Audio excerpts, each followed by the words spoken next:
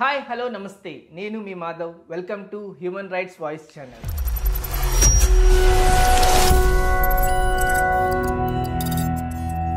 Human Rights Voice is a very good platform.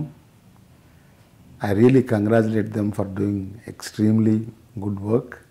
I hope they will do much more qualitative work and work which reflects their very name. Human rights are basic things for any humanity. మానవులకి దానవులకి తేడా ఏమిటంటే మానవత్వం. ఆ మానవత్వం సంబంధించినటువంటి మంచి అంశాలని తీసుకొని ప్రజల్లోకి తీసుకువెళ్ళేటువంటి మరి మంచి పుణ్యకార్యం చేస్తున్నారు, మంచి పని చేస్తున్నారని నా నమ్మకం. I wish human rights voice a great success. I'm sure it will achieve its laudable goals. Thank you. So ఎప్పట్లాగే ఒక ఇన్స్పైరింగ్ పర్సనాలిటీ మళ్ళీ మీ ముందుకు వచ్చేసాను. ఒక సివిల్ సర్వీసెస్ కావచ్చు, అటు రాజకీయాలు కావచ్చు, ఎక్కడ ఉన్నా కానీ తనకంటూ ఒక ప్రత్యేకమైన గుర్తింపుతో ప్రజల యొక్క గొంతుకై ఉన్న వ్యక్తి జేడి శీలం గారు. నమస్తే సార్. నమస్తే మాధవ్ గారు, చెప్పండి. Welcome to Human rights Voice channel sir. Thank you. It's very honour to have the interaction with you. చెప్పండి. అంటే మనకి సో ఇప్పుడు ఒకప్పుడు సివిల్ సర్వెంట్గా, తర్వాత రాజకీయాల్లోకి వచ్చాక ఒక సెంట్రల్ మినిస్టర్గా, సో ఈ ప్రయాణం అనేది అన్నిట్లో కూడా ఇన్స్పైరింగ్గా ఉంది. సో సివిల్ సర్వీసెస్ నుంచి ఈ రాజకీయాల వైపు ఉండే జర్నీ అనేది ఎలాగా కొనసాగింది, ఎలా వచ్చింది? సివిల్ సర్వీసెస్కి ఉన్న రాజకీయాలకు ఉన్న నాకు తేడా ఏం కనపడదు. ఎందుకంటే సివిల్ సర్వీస్లో ఉంటూ మెరుగైన సేవలు అందిద్దామని వచ్చాం తప్ప సివిల్ సర్వీసులో లేనిది రాజకీయాల్లో ఉన్నది నాకేమీ కనిపించదు. సో సివిల్ సర్వీస్లో మొదటి నుండి, సివిల్ సర్వీస్ రాకముందు నుండి కూడా కొంత సర్వీస్ అనేటువంటిది డ్రైవింగ్ ఫోర్స్. ఓకే. సో బాగా కష్టపడి చదువుకొని తప్పనిసరిగా చిన్నప్పుడే కలెక్టర్ అవ్వాలని ఒక మంచి సెల్ఫ్ మోటివేషన్తో తప్పనిసరిగా సాధించాలి అని ఒక ఉద్దేశంతో అయ్యాం. అయిన తర్వాత చాలా మంచి పనులు చేయడం జరిగింది. తర్వాత ఇంకా రాజకీయాల్లోకి వస్తే పాలసీ లెవెల్లో ఇదేమో ఇంప్లిమెంటేషన్. సివిల్ సర్వీస్లో ఏమవుతుందంటే అంటే ఈ పాలసీలను అమలు చేయటం, పాలసీలు అమలు చేయటం ఒకటి, పాలసీ ఏర్పాట్లో ప్రభావితం చేసేటువంటిది అనేటువంటిది రాజకీయాలకు వీలవుతుంది. అదే సివిల్ సర్వీస్లో వీలవుతుంది. ఇంప్లిమెంటేషన్ మాత్రం చేయగలం. ఇంప్లిమెంటేషన్లో కూడా చాలా గుణాత్మకమైన రీతిలో చేయొచ్చు. ఓకే, అవసరమైన వాళ్ళకి సహాయం, అన్ని వర్గాల వాళ్ళకి వాళ్ళ అవసరాలను బట్టి మనం రూల్స్ని బ్రేక్ చేయకూడదు. నియమాలు ఉంటాయి, సర్వీస్ రూల్స్, వాటిని బెండ్ చేయొచ్చు. అప్పుడప్పుడు బ్రేక్ చేయడం తప్పు, కానీ బెండ్ చేసి సహాయం చేయడం కొరకు బెండ్ చేయొచ్చు. ఇవన్నీ మొదటి నుంచి ఉన్నటువంటి ఏదో ఒకటి చేసి కాస్త హెల్ప్ చేయండి అనేటువంటిది పద్ధతి. సో అది పరిపాలనా దృష్టితో సివిల్ సర్వీసెస్లో ఐఏఎస్లో ఉన్నాము. కలెక్టర్గా ఉన్నప్పుడు, సబ్ కలెక్టర్గా ఉన్నప్పుడే దాదాపు కర్ణాటకలో ల్యాండ్ సీలింగ్ ఒక మంచి అవకాశం. అది మన గొప్పతనం కాదు, ఆ ల్యాండ్ సీలింగ్ యాక్ట్ అక్కడ సరిగా ఇంప్లిమెంట్ చేశారు. ఆంధ్ర అంటే వాట్ ఈస్ కాల్డ్ యునైటెడ్ ఆంధ్రాలో, ఉమ్మడి ఆంధ్రప్రదేశ్లో అంత సరిగా చేయలే. అప్పుడు దాదాపు 70,000 ఎకరాలు పేదలకు పంచడం జరిగింది ఈ చేతుల మీద. So we have some satisfaction. ఇప్పుడు కూడా వాళ్ళు అంతా కలవరిస్తారు. దైవంగానే చూస్తూ ఉంటారు. దైవం కాదు, దైవం ఎట్ట అవుతాం, కొంచెం వాళ్ళు చెప్పుకుంటారు, ఇచ్చారు, వాళ్ళు బాగుపడ్డారు, అది దాన్ని మంచిదే కదా. వెళ్ళినప్పుడు పెళ్ళిళ్ళకి పిలుస్తుంటారు ఇప్పుడు కూడా. సో ఎప్పుడన్నా అవకాశం ఉంటే వెళ్ళి కనబడుతూ ఉంటాం. That is good. అదే కదా మనకు మిగిలేది. దట్ ఈస్ వాట్ సివిల్ సర్వీస్లో ఉన్న kick. That is the kick. So దానికన్నా ఇంకా పెద్ద కిక్ కావాలని పాలసీ మార్పు చేస్తే, ఆ పాలసీ ఫ్రేమింగ్లో ఆ, భూమిక ఉంటే బాగుంటుందనే ఉద్దేశంతో 15 సంవత్సరాల సర్వీస్ ఉన్నప్పుడే రాజీనామా చేసి నేను రాజకీయాల్లోకి వచ్చాను. ఓకే. అంటే 15 ఏళ్ళు అంటే కరెక్ట్గా హై పొజిషన్లో ఉండేటువంటి టైము ఐఏఎస్లో. అవును. సో ఆ రాజీనామా చేసి పార్లమెంట్ సభ్యుడిగా పోటీ చేశా. రామానాయుడు మీద పోటీ చేశా, మామూలు వ్యక్తి కాదు. సో అయినా కొద్ది తేడాతో ఓడిపోయాము, అది వేరే విషయం. బట్ ఐ కంటిన్యూడ్ రాజకీయాల్లో అనేక దశల్లో పాలసీ ఫ్రేమింగ్లో నేను కీలకమైన పాత్రలు పోషించగలిగా. ఇంకా ఉన్నాయి చాలా చేయాల్సినవి, but so far so good. So పెద్ద తేడా ఏం లేదు సివిల్ సర్వీస్ నుండి రాజకీయాలకు. It's not a different world. So common object is public service. సేవ చేయాలి. You're a public servant. Either civil సర్వీస్లో ఉన్నా సరే, నువ్వు పబ్లిక్ సర్వీస్లో ఎంపీ గాను, ఎమ్మెల్యే గాను, ఎమ్మెల్సీ గాను ఉన్నా పబ్లిక్ సర్వెంటే. So it's a public service is a common thread. కాబట్టి it doesn't make any vast difference, but it will only qualitatively better అని చేయడం జరిగింది. నాకు I have done my opportunity వచ్చినప్పుడల్లా, నేను అవకాశం వచ్చినప్పుడల్లా దాన్ని సద్వినియోగం చేసుకున్నాను, కానీ దుర్వినియోగం మాత్రం చేసుకోలేదు.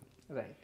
ఆఫీసర్గా కావచ్చు, కేంద్ర మంత్రిగా ఆ వేరియస్ స్టేజెస్లో ఉన్నప్పుడు కూడా దుర్వినియోగం అయితే చేసుకోవడం ఇష్టం లేదు నాకు. That's a different thing. ఏదో మూవీలో చెప్పినట్టుగా ఏమవుతా అంటే ఐఏఎస్, ఐపీఎస్ అని చెప్పినట్టుగా మీరు ఐపీఎస్ సర్వీసెస్లోకి అయ్యారు. ఐపీఎస్లో ట్రైనింగ్ పొందుతూనే ఐఏఎస్కి ప్రిపేర్ అవుతుంది. మరి ఐఏఎస్ కావాలంటే ఎన్ని మెట్లు, ఒక్కొక్క మెట్టు.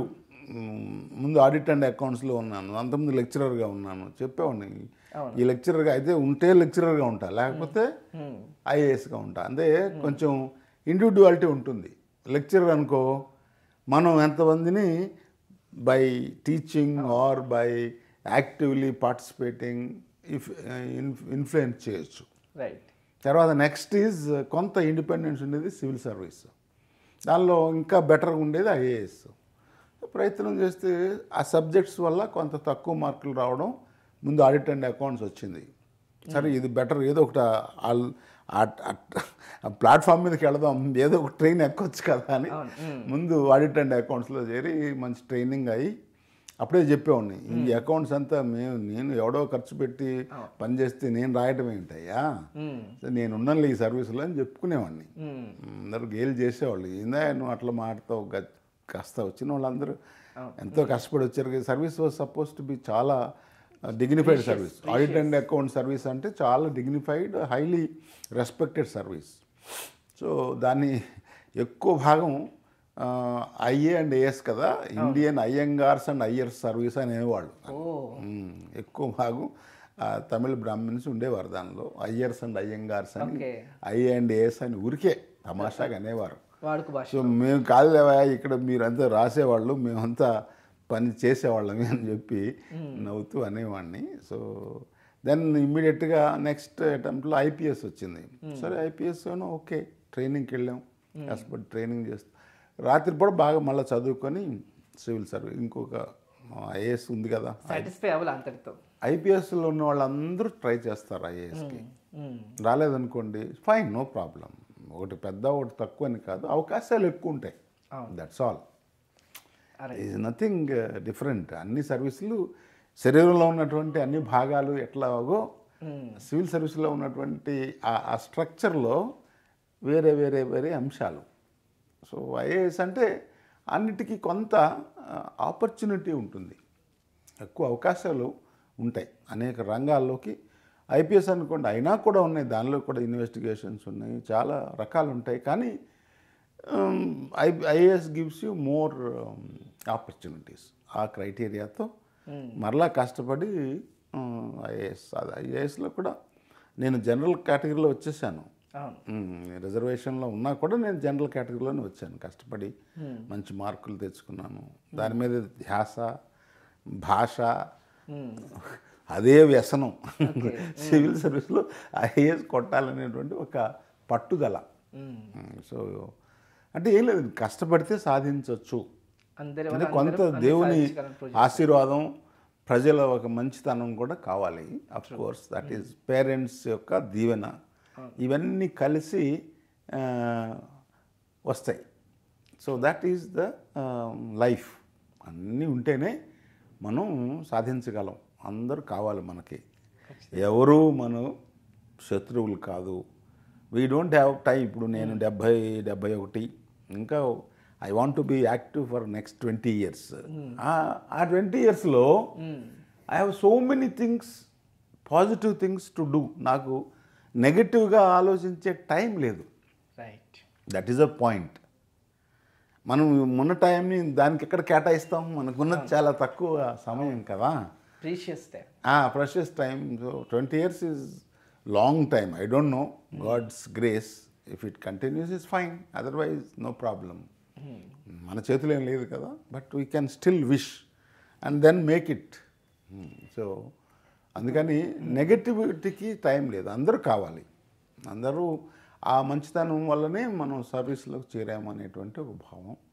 దాన్ని వీ షుడ్ పే బ్యాక్. ఎవరికైనా అవకాశం ఉంటే, అవసరం ఉంటే, మనకున్న అవకాశాన్ని బట్టి వారికి అండగా ఉండాలి. We're not great, but we can be ఒక మార్గంగా, ఒక సాధనంగా మనం వీ కెన్ బీ యూస్ఫుల్ అనేటువంటి దాన్ని ప్రగాఢంగా మా తండ్రి గారు, మా తాతగారు, మా ఆ భావం వారిలో ఉండేది. మా నాన్నగారు అయితే సోషల్ సర్వీస్ ఎప్పుడు, మా తాతగారు కష్టపడటం. సో ఆ రెండు కలిసి నాకు,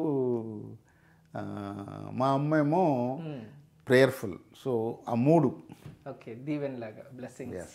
100%. అప్పుడు ఉన్న so all the 3 elements put together. Right. అమ్మ దీవెన, తాతగారి కష్టం, తండ్రి గారి సామాజిక స్పృహ, రైట్. ఇవి ప్లస్ వెన్ వీ గ్రో, వేరే ఆ ప్రాంతంలో ఉన్నటువంటి వారు నాయకులు ఉంటారు కదా.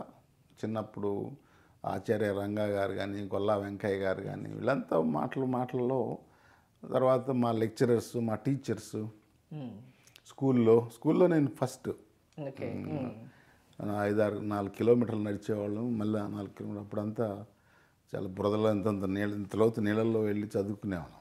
సో అయినా స్కూల్ ఫస్ట్. సో అవన్నీ మరి దాన్ని సాధించాలంటే దాన్ని తగినంత.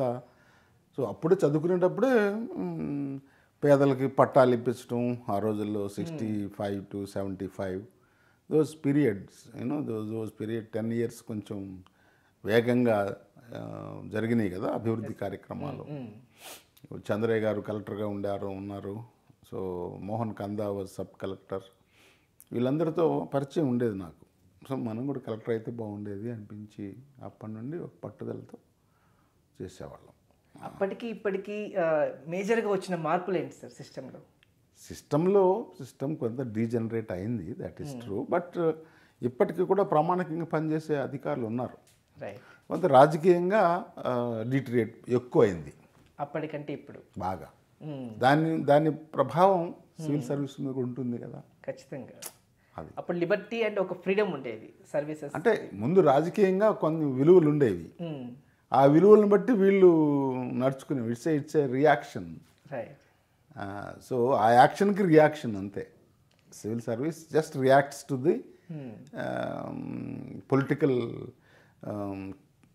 కల్చర్. సో డిటరేట్ అయింది బాగా.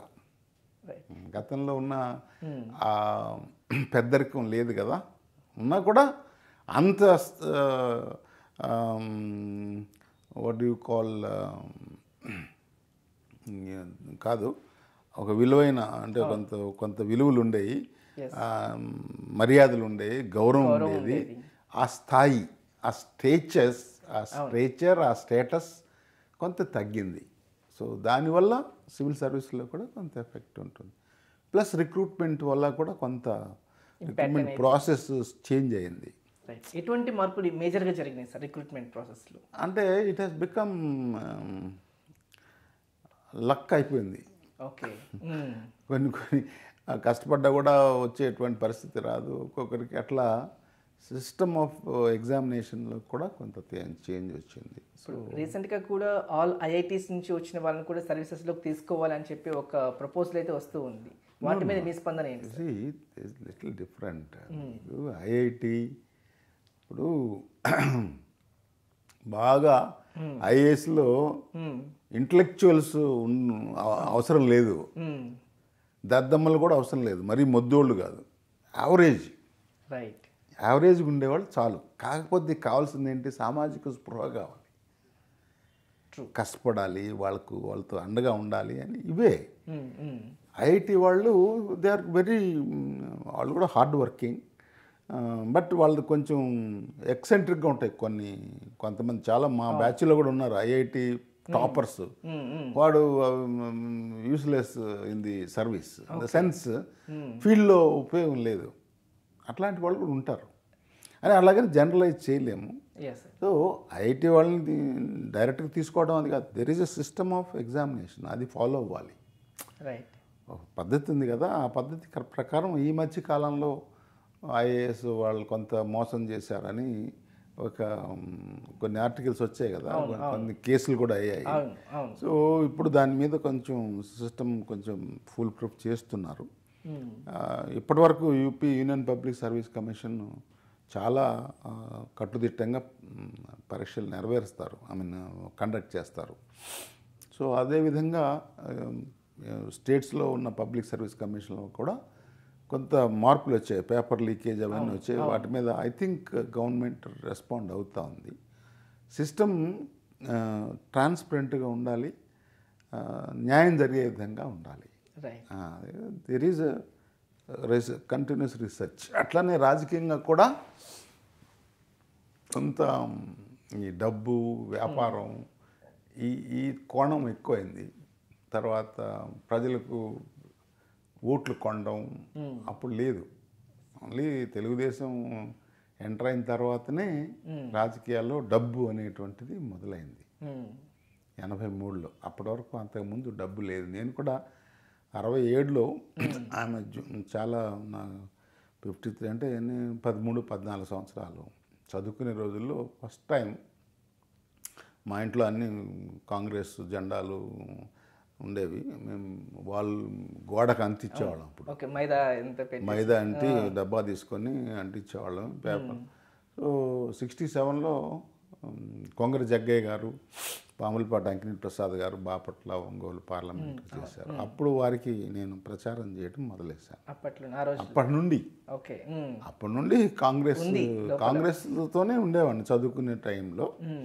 తర్వాత ఇక మామూలుగా ఉద్యోగం వచ్చిన తర్వాత రాజకీయాల్లో ఉండకూడదు కదా, ప్రత్యక్షంగా అభిమానం ఉండొచ్చు, కానీ అంటే సేవా దృక్పథంతో ఆ స్కీమ్స్ ఇంప్లిమెంట్ చేయాలనేటువంటిదే దాని మీద ఫోకస్ చేశాము. సో తర్వాత ఇక మరలా కర్ణాటకలో ఒకసారి హెగ్డే గారు కానీ దేవగౌడ గారు కానీ వీడు కాంగ్రెస్ అభిమాని అని కొంత సైడ్ లైన్ చేశారు. డజంట్ మ్యాటర్, ఐఏఎస్లు ఏ పోస్ట్ ఇచ్చినా బెటర్ అది. బట్ నాకేం తక్కువ పోస్టులు ఇవ్వలేదు. కలెక్టర్గా చేశాను, జిల్లా పరిషత్లో చేశాను, కమిషనర్ సోషల్ వెల్ఫేర్ చేశాను, commissioner minorities, deputy secretary forest, deputy secretary PWD, కీలకమైనటువంటి కలెక్టర్ చేశాము. ఇవన్నీ నో ప్రాబ్లం. సో అట్లా ఉండేది ముద్ర. సో అప్పుడున్న రాజకీయ వ్యవస్థకి ఇప్పుడున్న రాజకీయ వ్యవస్థకి చాలా మార్పులు వచ్చినాయి. అంటే మార్పులు వస్తున్నాయి. So better, I hope things will become improve. ఒకసారి ఇట్లా వచ్చి మరలా this is time frame. So ఉంటాయి ఉన్నతాలు నీచాలు కొంచెం ఉంటాయి. సో స్లోలీ ఐ థింక్ యూత్లో మార్పు వస్తుంది. దాన్ని బట్టి పొలిటికల్ సిస్టమ్ కూడా మారుతుంది. I hope we will have to look at that. Youth has to realize, వాళ్ళు కూడా పాలిటిక్స్గా కొంచెం ఇంపార్టెంట్ ఉంది, పాలిటిక్స్లో భాగాలు రావాలి. వచ్చినప్పుడే మార్పు. లేకపోతే రాజకీయాలు వారు వేరేలే అని చెప్పి వదిలేసామనుకోండి, ఇట్స్ నాట్ కరెక్ట్. చదువుకున్న వాళ్ళు చదువుకోవాలి, ఉద్యోగాలు చేసుకోవాలి, ఉపాధి సెల్ఫ్ ఎంప్లాయ్మెంట్గా ఉండాలి, ప్లస్ రాజకీయాల్లో కూడా పాత్ర చేయాలి.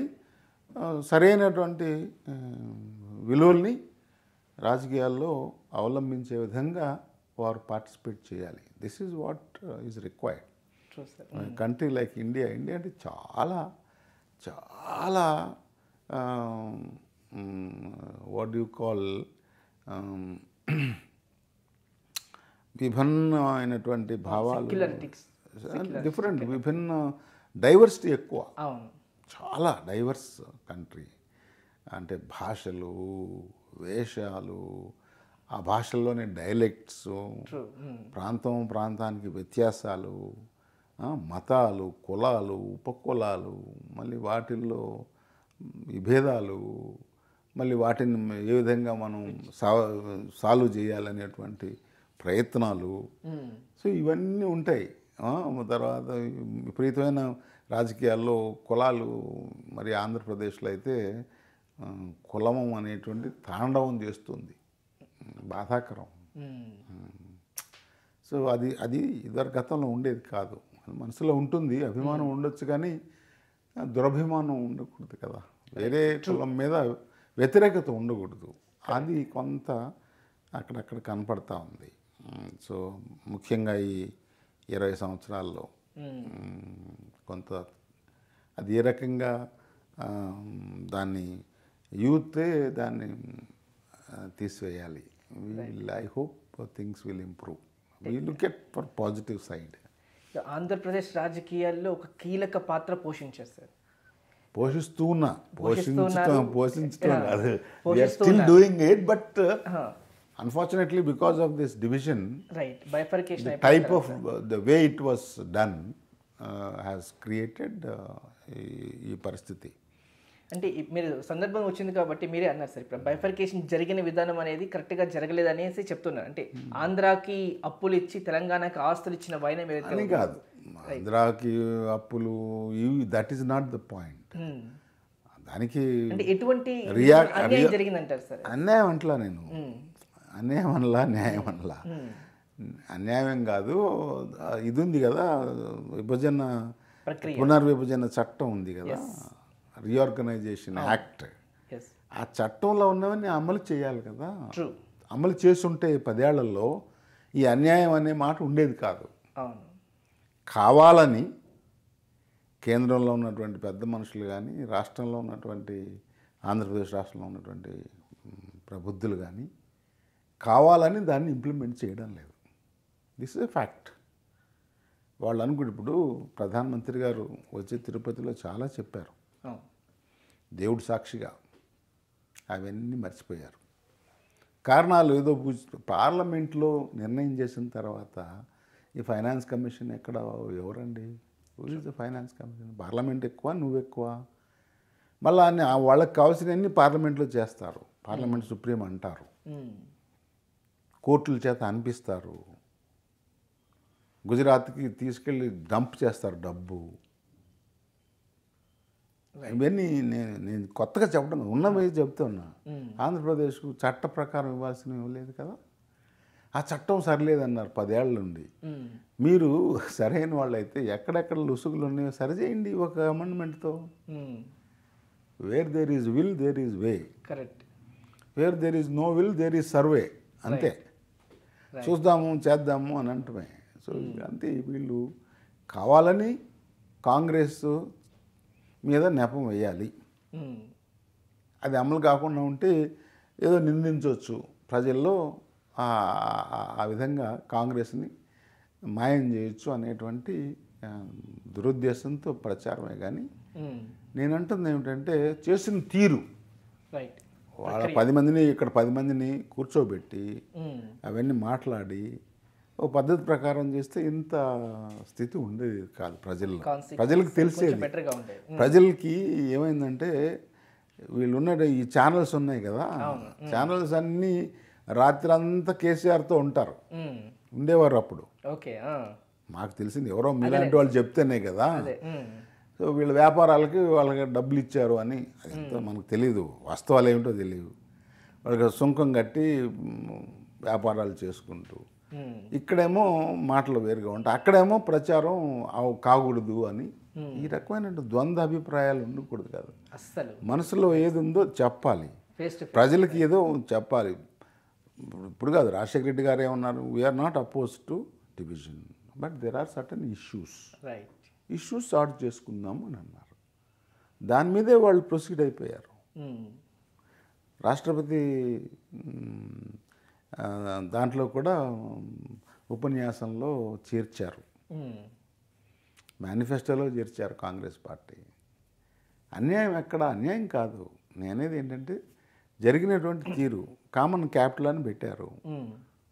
10 ఏళ్ళు కామన్ క్యాపిటల్ అంటే ఆ రోజు ఒకసారి ఐ డోంట్ నో, కేసీఆర్ గారు వరంగల్ సభ, వీళ్ళు యూటీ చేసినా కూడా మేము దీనికి తలదన్నే క్యాపిటల్ వరంగల్లో నిర్మాణం చేస్తామని పబ్లిక్ స్టేట్మెంట్ ఇచ్చారు వారు, కేసీఆర్ గారు. ఆ స్టేట్మెంట్ తీసుకొని మేమంతా అడిగాము. They are prepared, they want Telangana, no problem, but హైదరాబాద్ని యూనియన్ టెరిటరీ అన్నా చేయండి, ఎందుకంటే మొత్తం మూలాలన్నీ ఇక్కడే, అందరివి ఇక్కడే ఉన్నాయి, అందరు అన్నదమ్ములానే ఉంటారు, వాళ్ళు క్యాపిటల్ డెవలప్ చేసుకుంటారు, అవసరమైతే వీళ్ళు క్యాపిటల్ డెవలప్ చేసుకుంటారు, టైం పడుతుంది అని జరిగింది. దీనికి కావాల్సింది ఏంటి, అందరిని కాస్త మళ్ళీ పిలిచి కొంచెం కూర్చోబెట్టి ఏదో పెద్ద మనుషుల ఒప్పందం తరహా ఇంకొక చిన్న మనుషుల ఒప్పందం, ఏదో ఒక ఒప్పందం ప్రజల మధ్య జరిగితే ఇంత మిస్అండర్స్టాండింగ్ ఉండేది కాదు. there is no problem. Now there is 2 states, ఇద్దరు ఇప్పటికైనా కొంత చొరవ తీసుకొని 2 ప్రభుత్వాలు కలిసి, ఇవాళ కూడా అధికారులు ఏదో మీట్ అయినారు నిన్ననో ఇవాళ, ఫర్ ఇంకా ఉన్నాయి ఉన్నాయి కదా విభజన అంశాలు. సో వాటన్నిటిని కొంచెం విభజన అయిన తర్వాత కూడా ఒక పొలిటికల్ కమిటీ ఒకటి వేయాలి, ఆఫీసర్స్కి వదిలిపెట్టకుండా పొలిటికల్ కమిటీ వేయాలి. ఉదాహరణకి 10 ఏళ్ళు అవకాశం ఉండే, 10 ఏళ్ళకి ముందే ఆయన తుర్రుని వెళ్ళిపోయాడు చంద్రబాబు గారు. It was not required, only he should answer why he has gone. I'm telling you only that facts, I'm not casting any opinion చెప్పట్లా నేను.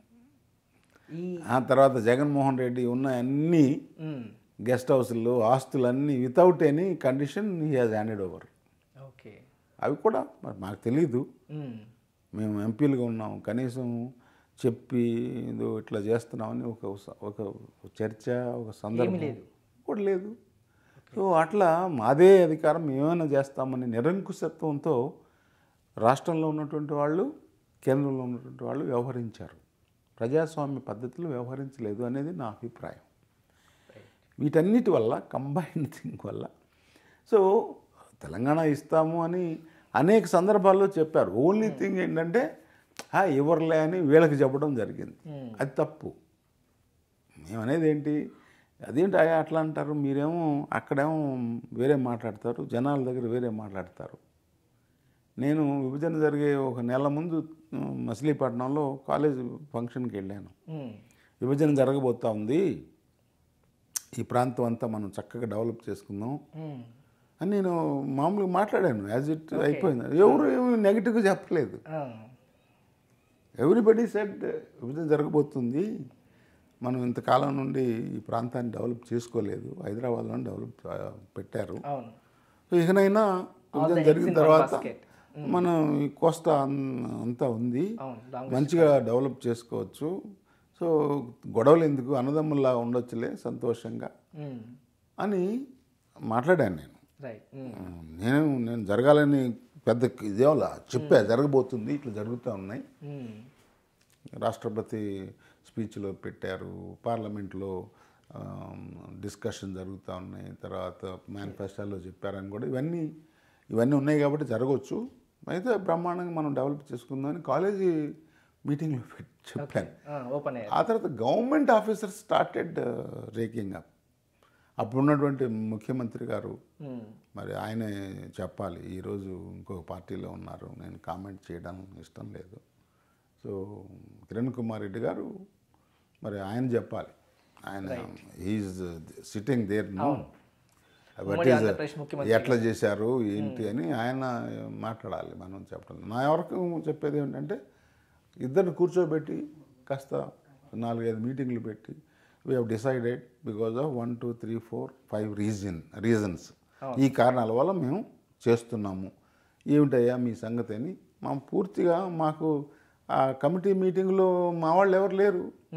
సో ఇప్పుడు మనం చూస్తుంటే కాంగ్రెస్ పార్టీ ఆంధ్రప్రదేశ్లో ప్రస్తుత పరిస్థితి అనేది తెలుస్తుంది, అర్థమవుతుంది. అండ్ రాబోయే ఎన్నికల్లో పునరుత్తేజంతో మళ్ళీ రావటానికి ఎటువంటి వ్యూహాలు అమలు చేస్తే బాగుంటుందని అనుకుంటున్నారు? వ్యూహాలు ఏం లేవండి, go to the people. Okay, పోయి మంచి మీరు చేసిన పనులన్నీ చెప్పండి, ఇప్పుడు ఉన్నటువంటి వాళ్ళు ప్రామిస్ చేసింది ఏంటి, వాళ్ళు చేస్తున్నది ఏంటో చెప్పండి. 10 సార్లు చెప్తే వాళ్ళకేం ఎక్కుతుంది, డెఫినెట్గా ఇది ఆదరిస్తారు కాంగ్రెస్ పార్టీ. తెలంగాణలో ఆ రకంగా ముందు పరిస్థితి బాగా భిన్నంగా ఉండే, అందరు కలిసి విషయాలు నిజాలు చెప్పారు. సో ప్రజలు తెలుసుకుని కాంగ్రెస్ని ఆదరించారు. ప్లస్ లీడర్షిప్ కూడా కొంచెం అందరు కలిసికట్టుగా పనిచేశారు, యునైటెడ్గా, ఉమ్మడిగా. సో పక్కన ఇక్కడ వచ్చేది అదేవిధంగా తెలంగాణ కర్ణాటకలో కూడా వాళ్ళిద్దరూ అందరిని కలుపుకొని ఒక టీమ్గా పనిచేశారు. ఇప్పుడు కూడా ఉన్నవాళ్ళు ఎవరో ఉన్నవాళ్ళ వరకు టీమ్గా పనిచేయాలి. అదేవిధంగా ఎవరైతే కాంగ్రెస్లో ఉండి మంచి మంచి పదవులు అనుభవించి సమాజంలో మంచి పేరు సంపాదించుకున్నవారు ప్రస్తుత పరిస్థితులు చూసి మరలా కాంగ్రెస్ ఈ దేశానికి కావాలి అనే ప్రగాఢంగా నమ్మేటువంటి వారు కాంగ్రెస్కి వస్తారని నాకైతే నమ్మకం ఉంది. ఎందుకంటే 10-12 ఏళ్ళు 11 ఏళ్ళు బీజేపీ ప్రభుత్వాన్ని చూశారు, ఇక్కడ జగన్ గారిని చూశారు, చంద్రబాబు గారిని కూడా చూశారు, మళ్ళీ చంద్రబాబు గారిని ఇప్పుడు చూశారు కదా. ఇవాళ అనేది ఏమిటంటే జగన్ ప్రభుత్వానికి ఇప్పుడు ఉన్న ప్రభుత్వానికి ఏం పెద్ద తేడా లేదు అనే ఒక భావం వచ్చింది, అది ప్రజల్లో వచ్చేసింది. మరి ఐ డోంట్ నో, వీటన్నిటిని ప్రజల దగ్గర తీసుకెళ్ళాలి. మేము అదే ట్రైంగ్ కొంచెం అందరినీ కొంచెం ఏకం చేసి యంగ్స్టర్స్ని పార్టీలోకి ఆహ్వానించి కొత్త వారికి, ఇప్పుడు మేమంటే మా కాంగ్రెస్ పార్టీ మంచి ఇంత చేసింది, మేము కూడా కొంత కాంగ్రెస్ పార్టీకి చేయాలి కదా, మా ధర్మం అది.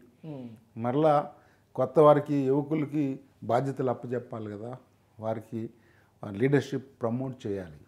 ఇవన్నీ కాంగ్రెస్లో ఉన్నటువంటి సీనియర్స్ అందరూ కూడా కలిసి ఒక టీమ్గా, అంటే మేమేమి వృద్ధులం అయిపోలేదు, ఇంకా 20 ఏళ్ళు సాధిస్తాం దాన్ని, మళ్ళీ కాంగ్రెస్ నిలబెట్టే వరకు పోరాడతాం, నో ప్రాబ్లం.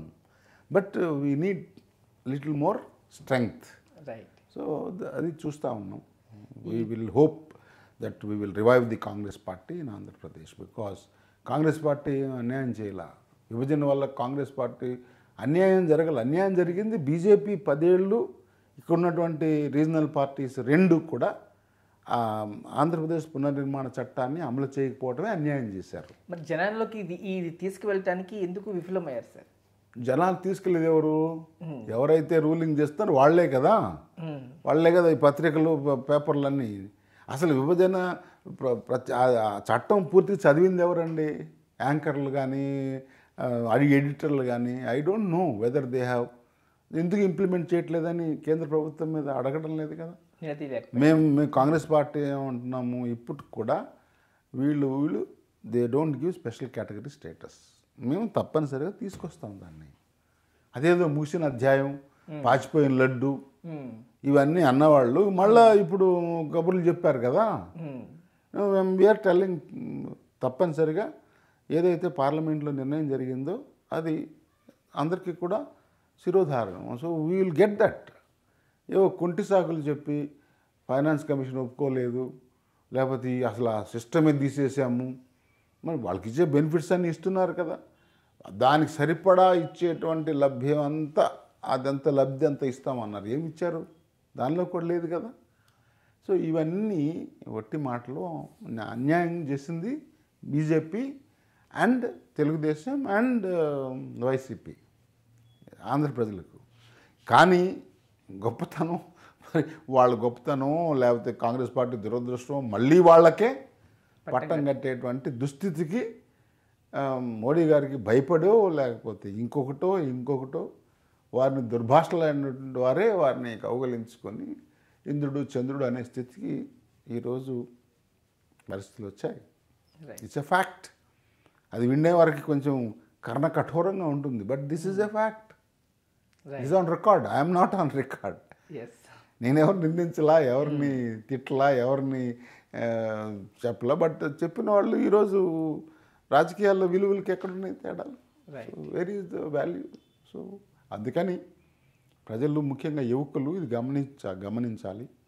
గమనించి తర్వాత కాంగ్రెస్ పార్టీ నేషన్ వైడ్గా చెప్తా ఉంది, రాజ్యాంగం ఉంది మనకి, రాజ్యాంగాన్ని అందరూ గౌరవించాలి.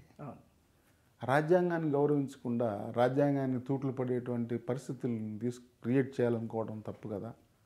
సో మేమందరూ రాజ్యాంగం పరిరక్షిస్తామని ప్రమాణం చేస్తారు. చెప్పేవి నీతులు, చేసేవి ఇంకొకటి. So there is lot of difference between what you say and what you do. ఇది ప్రజలకు ఆ వ్యత్యాసం చూపించాలి.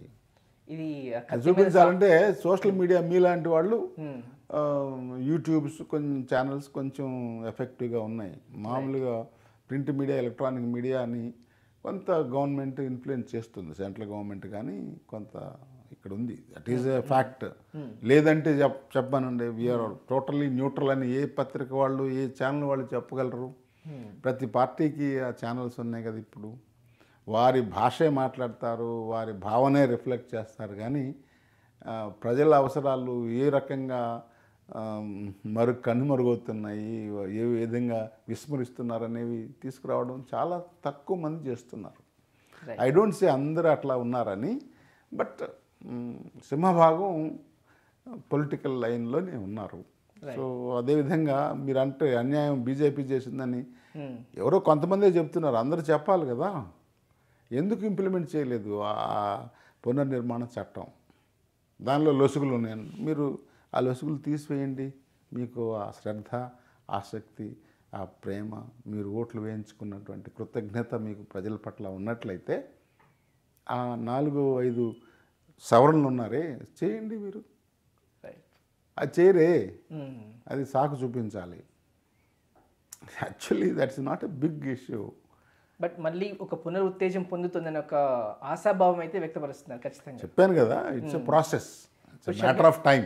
ఇంతకుముందు ప్రభుత్వానికి ప్రస్తుతం ఉన్న ప్రభుత్వానికి పెద్ద తేడా ఏదేం లేదని చెప్తూ ఉన్నారు. బట్ ఈ తేడా చెప్పడం కాదు, జనాలు అంటున్నారని చెప్తున్నారు. జనాలు కూడా కాదు, కొంతమంది జర్నలిస్టులు చెప్తారు. జర్నలిస్టులు ఓకే, ఏమిటయా మామూలుగా పిచ్చాపాటి మాట్లాడితే ఏం లేదు సార్, కొన్ని విషయాల్లో వాడే బెటర్, సారీ గతంలో ఉన్న నిర్ణయాలే బెటర్ అనిపించి అని అంటున్నారు. మరి ఏమిటో డీటెయిల్గా నేను వినలేదు. ఆ రకమైన అభిప్రాయం వస్తుంది. ఏం లేదు, ఇసుక అదే విధంగా వెళుతుంది, మన్ను మట్టి ఇవన్నీ అదే విధంగా వెళుతున్నాయి. ఎవరైతే జగన్ గారి టైంలో కాంట్రాక్టర్లు ఉన్నారో వాళ్ళే ఉన్నారు, కాకపోతే చేతులు మారాయి అంతే అనేటువంటిది చెప్తా ఉన్నారు. టైం పిలిచాలి, ఇప్పుడే కదా వాళ్ళు 6 నెలలు కూడా టైం ఇవ్వాలి కదా వారికి. డిసెంబర్ అయిన తర్వాత 6 months అవుతుంది, జనవరి నుంచి చెప్తాం.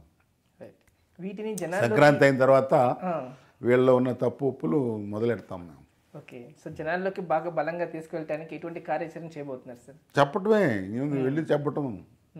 మా చేతిలో ఛానల్స్ లేవు, ఆయుధాలు లేవు. మీలాంటి వాళ్ళు వాస్తవాలు చెప్పేవాళ్ళు చాలామంది ఉన్నారు.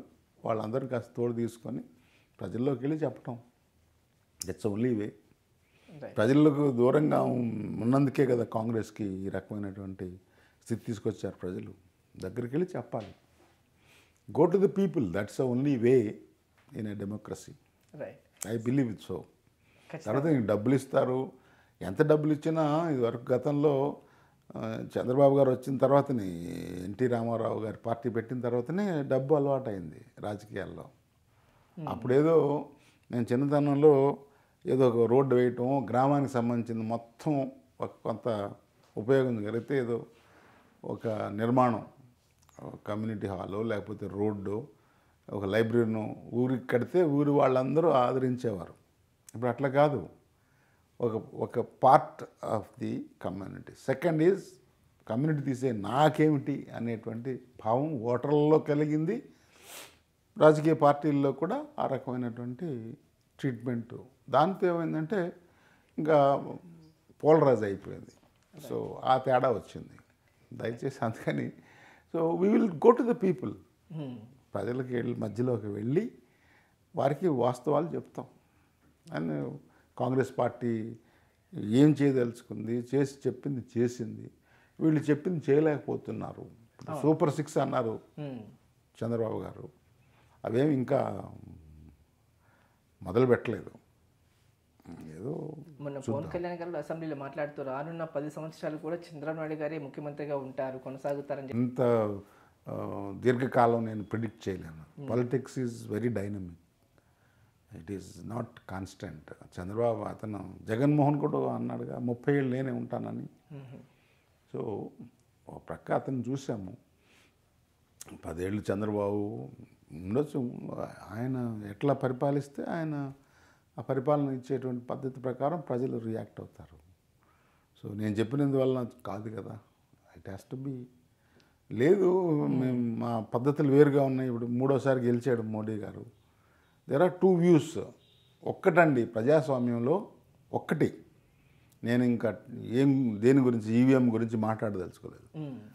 నేను ఫలాని వారికి ఓటు వేయాలి అని నిర్ణయించుకుంటాను కదా, నా ఓటు వారికి వెళ్ళిందా లేదా అని తెలుసుకునే హక్కు నాకుందా లేదా చెప్పండి. ఉంటుంది. That is main thing. అది చెయ్యండి. మేము అంటుంది ఒక్కటే, ఆ క్షణకాలం కనపడేటువంటి స్లిప్ని చూశారు, ఏంది వివిప్యాట్, అక్కడ చూడటానికి టైం లేకుండా వెళ్ళిపోతుంది అది. ఆ స్లిప్ తీసుకొని నేను ఆ స్లిప్ తీసుకెళ్ళి ఇంకో బాక్స్లో వేయాలి, అంతే. ఇంట్రెస్టింగ్. ట్యాంపరింగ్ వద్దు, నేనేం మాట్లాడను. ట్యాంపరింగ్ చేయట్లేదు, మార్చటం లేదు, ఈవీఎంలు మీరు ఆపరేట్ చేస్తూ అవన్నీ నేను I cannot say, because supreme court కూడా చెప్పింది సాక్ష్యం ఏమిటి అని. అందుకని ఆ నిర్ణయం నాకు వద్దు అసలు. నాకొక్కటే, ప్రజాస్వామ్యంలో ఈ కోర్టుకు వెళ్ళే వాళ్ళందరూ ఈ మాట అడగటల్లా, వాళ్ళ ట్యాంపరింగ్, ఓట్లు లెక్క, ఈ లెక్క అని చెప్తా ఉన్నారు. నేను అడిగేది ఒక్కటే, I want to go to, in fact సుప్రీంకోర్టుకి నేనే వెళదాం అనుకున్నా, పబ్లిక్ ఇంట్రెస్ట్ లిటిగేషన్. ఒక్కటే నాకు కావాల్సింది, నా ఓటు ఫలాని వారికి వేయాలని నిర్ణయించుకున్నప్పుడు మీకు వేసానా లేదా, నా ఓటు పడిందో లేదని తెలుసుకునే హక్కు నాకు ఉందా లేదా. ఒక చిన్న వస్తువు కొంటే దానికి మనం రసీదు తీసుకుంటాం, ప్రూఫ్ ఆఫ్. సో నా ఓటు అక్కడ పడిందో లేదు చూడటానికి ఇప్పుడు ఏమిటి, ఆ వివిప్యాట్లో ఉన్న గుర్తే కదా, ఆ స్లిప్ నేను తీసుకొని చూసి బాక్స్లో వేస్తా, అవి కౌంట్ చేయండి. That's what I'm saying. అవి నేను చూడకుండా మీరు ఎన్ని కౌంట్స్ చేసినా కూడా దాని ఉపయోగం లేదు. అవును, నేను నొక్కినవన్నీ నేను చూసుకోవాలి, నా హక్కు అది. అవును, నువ్వు మెషిన్లు పెడతావా, డబ్బాలు పెడతావా, ఇంకోటి పెడతావా, అది నీ ఇష్టం. మెషిన్ పెట్టుకో, ఏమైనా పెట్టుకో, సింప్లిసిటీగా త్వరగా ఇన్నోవేటివ్ టెక్నాలజీతో పెట్టండి మీరు, నో ప్రాబ్లం. నాకు అది కావాలి. నేను ఆ స్లిప్ తీసుకొని చూసి చాలా రహస్యంగా డబ్బాలో వేయాలి. వాటిలో అన్నీ మీరు తీసి కట్ల కట్టి కౌంట్ చేసుకోండి. ఎవరు గెలిస్తే వాళ్ళని డిక్లేర్ చేయండి, నో ప్రాబ్లం. మరి ఎప్పుడు అప్రోచ్ అవ్వబోతుంది సార్ సుప్రీంకోర్టుకి? చెప్తున్నా, డిస్కస్ చేయాలని ఈ మధ్యకాలం అనుకున్నా నేను, ఇది బెటర్ కదా. కోర్టులో వాదనలు చూస్తుంటే ట్యాంపరింగ్ జరిగింది అని చెప్తుంటే ఎక్కడ జరిగింది అని వాళ్ళు అడగడం, ఇవన్నీ కొంచెం విచిత్రంగా ఉంది. సో ట్యాంపరింగ్ అనేది మనం చూడలేదు కదా. There is possibility, there is no possibility, ఇద్దరు చెప్తారు. వీ కెనాట్ బి ట్యాంపర్డ్ అని చెప్పి మొన్న టీవీలో చెప్తున్నారు కొంతమంది, ఇట్ కెన్ బి ట్యాంపర్డ్ అని. ఇవన్నీ ఎందుకు, ఇవన్నీ వద్దు. అసలు ట్యాంపరింగ్ విషయం మనం మాట్లాడొద్దు. ఓన్లీ స్ట్రైట్, నా ఓటు నేను అనుకున్న వారికి వెళ్ళిందా లేదా అని తెలుసుకునే హక్కు నాకు ఉందా లేదా చెప్పండి. సోనియా గాంధీ గారితో మీకున్న వర్కింగ్ ఎక్స్పీరియన్స్ గురించి? She is a very kind hearted lady and very leader of highest patience. వినేది, అందరి వాదనలు వింటుంది. ఒక నిర్ణయం తీసుకునే ముందు చాలా ఆలోచించి చేస్తారు నిర్ణయం. సో తెలంగాణ ఆంధ్ర విభజన విషయంలో కొంత ఆమెకి ఫీడ్బ్యాక్ కొంచెం సరిగా లేదా, ఇవ్వలేదు అనేటువంటిది నా అభిప్రాయం. నా అభిప్రాయం. We have discussed also. మీరే అందరూ ఒప్పుకున్నారని చెప్పాడు కదా ఫలానా వ్యక్తి అని చెప్తాం. అంటే ఫీడ్బ్యాక్ మేము మాట్లాడాము అని చెప్పి కొంత మిస్గైడ్ చేశారు అనేది నా భావం. మిస్కమ్యూనికేషన్ జరిగింది, మిస్కమ్యూనికేషన్ ఉందని నా భావం, దేవుడికే తెలియాలి. But whatever she said is already committed అయ్యారు కదా. We have decided long back కొంత డిఫర్ అయ్యాం. తర్వాత I said that is fine, but you could have been little more. మనం యూనియన్ టెరిటరీ చేయటం, లేకపోతే కొన్ని అంశాలు చట్టంలో పెట్టడం జరిగితే ఇంకా బాగుండేది. కొంత కోపం ఆంధ్రులలో అది ఉండేది కాదు అని చెప్పి, సరే అది ఒక బాధాకరమైనటువంటి, ఇంత జరిగిన అందరూ బాగున్న, అందరూ షేక్ హ్యాండ్ ఇచ్చుకొని విడిపోతే సంతోషం ఉంటుంది కదా. హ్యాపీగా అన్నదమ్ములు ఇద్దరు సంతోషంగా ఉండి విడిపోవటం, హెల్తీగా విడిపోవటం బెటర్ కదా అని నా ఉద్దేశం. సో ఆ వాతావరణాన్ని కల్పించడానికి మా శక్తి చాలా, నేను చాలా ట్రై చేశాను. కొంతవరకు న్యాయం చేయగలిగా. ఏదో ఆ చట్టంలో వాళ్ళని వీళ్ళని పట్టుకొని కొంతమంది కొంచెం అదిరించి బెదిరించి బ్రత్యంలాడి వీళ్ళందరిని తీసుకొని వెళ్ళి ఆ చట్టంలో అనేక అంశాలు చేసాం. అందుకనే బాధేస్తుంది వీళ్ళు ఇంప్లిమెంట్ చేయట్లేదని. సో సోనియా గాంధీ గారు చాలా ఆత్మీయురాలు, వెరీ కైండ్ హార్టెడ్ పర్సన్. చాలా 30 సంవత్సరాలు అంటే ఒక భారత స్త్రీగా ఆమె చాలా మంచి సంప్రదాయాలని హత్తుకొని చక్కగా 20 సంవత్సరాలు కాంగ్రెస్ అధ్యక్షురాలుగా ఉండి పార్టీని ఏకం చేశారు వారు. రైట్, అవును. 2004లో ఆమె పోరాటం వల్ల అధికారంలో వచ్చాము. Plus she guided. ఆవిడ స్ఫూర్తి లేకుండా ఈ రైట్ టు ఎడ్యుకేషన్ వచ్చేది కాదు. రైట్, అవును. Mahatma Gandhi national rural employment guarantee scheme వచ్చేది కాదు. రైట్ టు ఇన్ఫర్మేషన్ యాక్ట్, సరే వాటి వల్ల కాంగ్రెస్ ఎంతవరకు లబ్ధి పొందిందని ప్రజలు లబ్ధి పొందారు, అది ఇంపార్టెంట్. ఈ చట్టాలు 13 మహిళలకు సురక్షణ, మహిళల చైతన్యానికి, మహిళా ఎంపవర్మెంట్కి చట్టాలు తీసుకొచ్చింది ఆవిడ ఇన్స్పిరేషనే. సో ఏదైతే సమాజంలో కొంత వెనుకబడి కొన్ని కారణాల రీత్యా హిస్టారికల్గా అన్యాయం జరిగిందో, సోషల్ ఇంజస్టిస్, దాన్ని తీసివేయడంలో చాలా ప్రముఖమైనటువంటి ఆ చట్టాలు చేశారు. ఇదివరకు ఏమిటి, ప్రోగ్రామ్స్, ఇందిరాగాంధీ టైంలో ప్రోగ్రామ్స్ అమలయ్యేవి. నాలాంటి ఆఫీసర్ ఉండి అమలు చేస్తే, ఇప్పుడు చంద్రయ్య గారు ఉన్నారు, ఈ వాజ్ డైనమిక్, మంచి కలెక్టర్గా పేరు ఉంది. ఆయన అన్ని ఇంప్లిమెంట్ చేశారు, మంచి పేరు తెచ్చుకున్నారు. సో ఆఫీసర్స్ ఇంప్లిమెంట్ చేస్తే అవి జరిగేవి. పొలిటికల్ లీడర్స్ కూడా ఇది జరగాలని దగ్గరుండి చేయించేవారు, సరిపోయేది. మధ్యలో కొన్ని ప్రభుత్వాలు మారడం, కేంద్రంలో ప్రభుత్వాలు మారడం, ఇక్కడ కొన్ని రీజనల్ పార్టీస్ రావడం వల్ల ఆ 20 పాయింట్ ప్రోగ్రామ్ ఫర్ ఇన్స్టెన్స్ ఉదాహరణకి ఆ ఇంప్లిమెంటేషన్లో గతి తప్పింది. ఉదాహరణకి మేము ఆఫీసర్స్గా ఉన్నప్పుడు కలెక్టర్ రివ్యూలో ఫస్ట్ ఐటమ్ సోషల్ ఇష్యూస్ ఉండేవి. మహిళలు, తర్వాత చిన్నపిల్లలు, తర్వాత దళితులు, ఆదివాసీలు, బీసీలు, వారి సామాజిక ఆర్థిక స్థితిగతుల మీద రివ్యూ జరిగేది ఫస్ట్. తర్వాత రైతులు, తర్వాత ఇంకా మిగతా పరిశ్రమలు, అవన్నీ వచ్చాయి. అది ఆ ప్రయారిటీ మారిపోయింది తర్వాత ఉన్నటువంటి ప్రభుత్వాల దృష్టిలో. You understand what I'm saying? So ఆ ప్రయారిటైజ్ చేసినటువంటి కాంగ్రెస్ పార్టీలో మేజర్గా ఏమిటి, సమాజంలో ఎవరెవరికైతే అన్యాయం జరిగిందో కొంతవరకు న్యాయం జరగాలి, ఆర్థిక పరంగా సామాజిక చైతన్యంగా రావాలి, చదువు రావాలి, వారు కూడా గౌరవంగా 10 రూపాయలు సంపాదించుకొని మిగతా వారితో సమానంగా బ్రతకాలనేటువంటి బ్యాక్గ్రౌండ్ ఫిలాసఫీ. దానికి కొన్ని కార్యక్రమాలు రూపొందించారు.